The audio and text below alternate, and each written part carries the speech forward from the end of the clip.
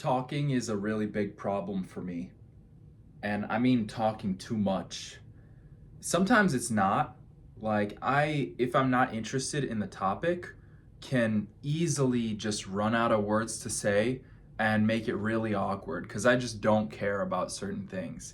Like, if you start talking to me about football, American football, or, soccer, or really any sports ball, baseball, whatever, I could talk about it for like 3 or 4 sentences, and then my mind just goes blank because I haven't watched a sports game in I don't know how many years. I haven't watched one to completion in about maybe a decade. And it's just something that I don't care about. Like, I don't have anything to say about it.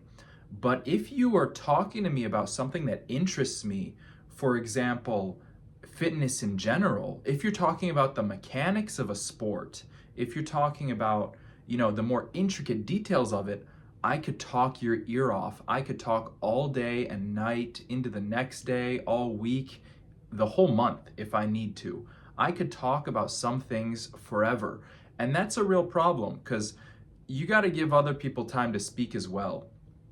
And I don't like the awkward silence, but I've learned to manage it to the point where, like, usually the topic just changes. When someone realizes, like, I don't care about sports, or like, I hate to say this, but whatever you're doing for work, like, a lot of the times people don't care about their own work. If you're invested in something, if you're really interested in something, I could talk to you about it. But if you just got like this superficial knowledge of it, like, oh, I love football, I love this guy, and I love this running back, and I love this quarterback, like, it's just like, their names and their positions, like, I can't talk about that. I find no substance in it. And this isn't to demean anyone or anything. Like, everyone's got their own hobbies. I'm into a ton of boring stuff. Like, I love agriculture. I love freaking botany. I love planting plants and collecting seeds and learning the Latin names. And, I got all sorts of boring things I'm into. It's just because I'm so into it, I could talk about that stuff all day. Now, that's not good for me necessarily. It's a fool who will share their opinion unprompted. It's not a wise person. A wise person withholds their knowledge.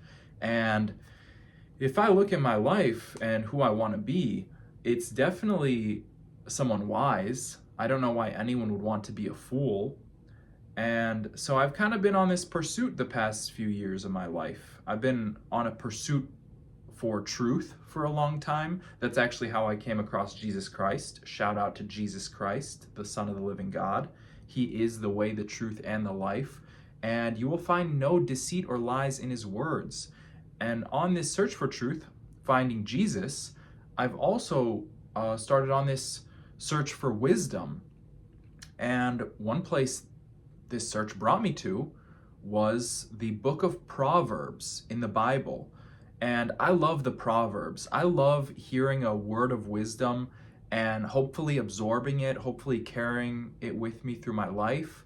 Unfortunately, even though I've been searching this out, I've never been one to really care for the Bible, to be honest. Like, it's very new to me to read the Bible. I only came to Jesus about a year or two ago.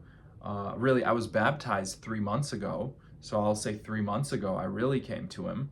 But, reading the Bible, I've been reading the Bible for a little over a year, and I'm about halfway done. It's a big book. I read a little bit every day, and it's taken me a long time. It's taken me a really long time, but I'm learning, and I'm very close now to the book of Proverbs. And I met this older gentleman at my church. We've become friends. His name's Raymond. And one piece of advice that I received from Raymond, which he said he did this personally for many, many years. He said, read the book of Proverbs and just read one chapter a day for whatever day it is. I may have even heard someone say this before Raymond, but He's the most recent person I've heard talk about this, and I really took it to heart when he said it, to the point where I've started to implement this into my life. So today's January 19th, and I read the 19th chapter of the book of Proverbs. There's 31 chapters, so on a month, just like January, with 31 days, you can read a chapter a day. You know, it's only like 20 verses or maybe 30 verses per chapter. It's actually not much reading. It'll take you maybe 10 minutes at most. And there's a lot of wisdom. It's full of wisdom. I mean, it's written by the wisest man to ever live, King Solomon. So, of course, there's a ton of wisdom there. But that's not really what I want to talk about. You know, of course, I'm searching out wisdom. It's just, I'm actually starting to implement this now. And one thing you would want to do is on like a month like February, you'd want to read the last 3 or 4 chapters on February 28th, because there's no February 29th or 30th or 31st. Some months are shorter, so on the last day you might have to read a couple chapters. But basically, this is just a way to obtain wisdom, to seek out knowledge and wisdom from someone who was very wise. Someone who was very wise, and he wrote down these proverbs for his sons so that they could be wise too. And I read this the other day. This is Proverbs chapter 17, verse 28.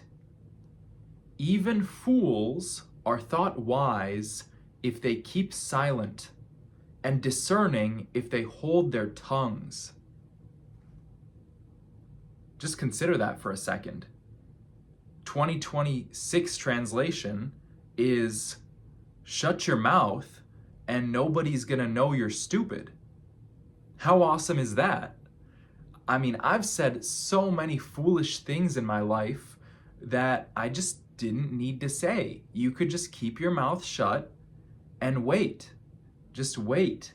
If you've got nothing smart to say, don't say anything at all. I know the common saying is, if you've got nothing nice to say, don't say anything at all, which I'd be inclined to agree with.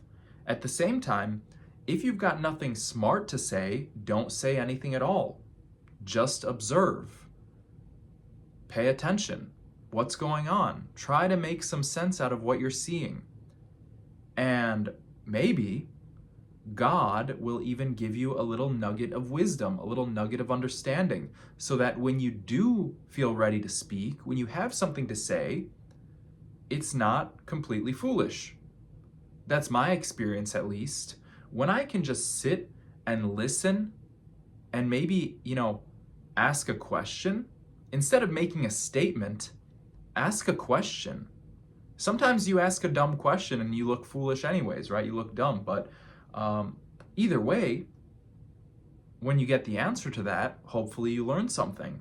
And then maybe you don't ask as many dumb questions in the future. The real purpose of this for me is, don't talk so much. I don't need to talk so much in general. Now, for these videos, I make a habit of talking because I just wouldn't want to watch a video myself of some random guy on the internet doing hundreds of push-ups, I wouldn't want to watch that, so I do the commentary on these videos. And yet, I also don't want to be the kind of person who is constantly looking for filler to add substance to my sentences. I don't want to be going and ah and and right like all the time. And that's a habit of mine. Sometimes I just say and I wait for something to come to me. Like, I could have just shut up. Sometimes I say and, or I say but, and I don't have a statement to fill that space, and it looks foolish. It sounds foolish, and I feel like a fool doing so. But it's not so important, like all that stuff. Yeah, you do want to watch your mouth. Absolutely, you do want to watch your mouth. More so, like, just don't worry about speaking so much.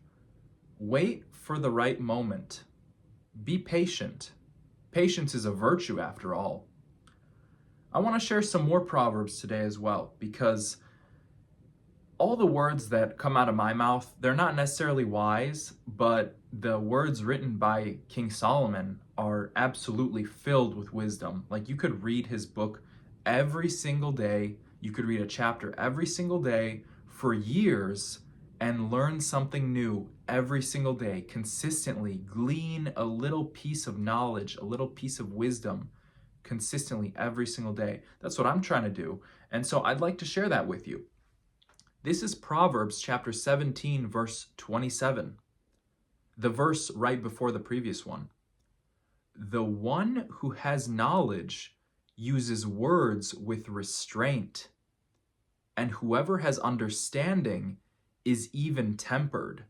So let's break that down. The one who has knowledge uses words with restraint.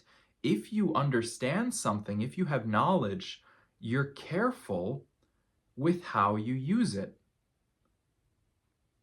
And that's really a beautiful thing, because if you know something about somebody, you don't want to rush to talk about it. You want to use the proper words. You might end up insulting this person, and instead of helping them, you just hurt their feelings, and now they put up a wall against you where they're no longer receptive to what you're willing to say. Sometimes we cut people off, and I'm guilty of this especially. I cut people off all the time because I love to talk. But if you cut somebody off, you might never hear the end of that thought. They might be like working on something.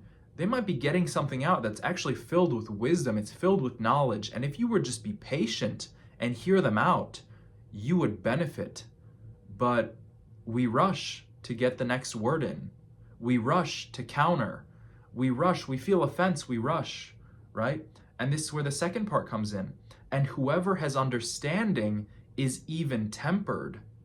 Even-tempered meaning, like, you're disciplined. You don't react immediately with your emotions. Maybe someone says something and you feel angry or you feel sad. You want to lash out at them. That's usually not the proper response. It's much better to be patient, think about what they say, and wait until you're ready to respond. Don't just lash out. Wait and see, what are the right words to use here? What can I say? Because maybe they're right.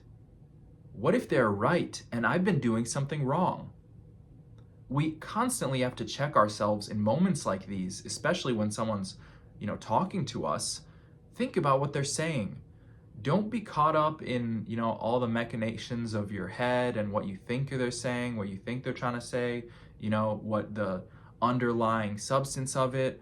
Take their words at their face value and just try to work through them. Try to accept what they said before you respond to it. Seek understanding before seeking to be understood. I actually heard a child say that recently. Seek understanding before seeking to be understood. It's not so important that someone understands you. It's much more important that you understand somebody else, because that affects you. And here's another proverb. This one has been just showing up in my life like all week. All week I've been seeing this, I've been hearing this, and it just keeps coming up. It's amazing how God's word, it comes up in our lives. But this is Proverbs chapter 4, verse 23. Above all else, guard your heart, for everything you do flows from it. And this is very similar to what Jesus says. When Jesus talks about the words we speak, he says, it's not that which goes into a person's mouth which defiles them, that being food, right? It's not the food you eat that defiles you, it's the words you speak. Because what comes out of a person's mouth, this is what was residing in their heart. A person who has good in their heart only speaks goodness. A person who has evil and wickedness in their heart speaks evil words. And I'm paraphrasing a bit there, but Jesus basically tells us the things that we say they show the innermost state of our heart. So guard your heart above all else, for everything you do flows from it. I hope that you can take something from this video. I hope that, maybe I said something wise, or at least I shared something wise that somebody else said, because at the end of the day, this is 4 days of me doing push-ups. I hope I could add some more substance to it than just that. I ended up doing 843 push-ups over the course of 4 days. I'm still being consistent with the 200 push-ups every other day. And in fact, I'm doing a little bit more, but I'm gonna try to just keep it at 200 for now. I don't wanna, explode my joints or my bones or anything. Adding these 843 push-ups to my 83,264 brings me to 84,107 push-ups completed so far. Thank you for watching. Jesus loves you, and hopefully I'll see you in the next one. Bye.